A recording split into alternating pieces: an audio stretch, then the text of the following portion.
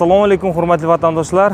Sizlar uchun zo'r mini gruzovik tayyorlab qo'yganman. Vaqtida 252 million so'm bilan xarid qilsangiz bo'ladigan ushbu mini gruzovik hozirgi kunda 225 million so'mga narxi tushgan. Demak, yonimda turgan Victory brendi ostida kirib kelgan mini gruzovik hisoblanadi. Kapotining tagida 122 ot kuchini o'z ichida jamlagan, 1.6 hajmga teng bo'lgan motor bilan jihozlangan Dons motor hisoblanadi.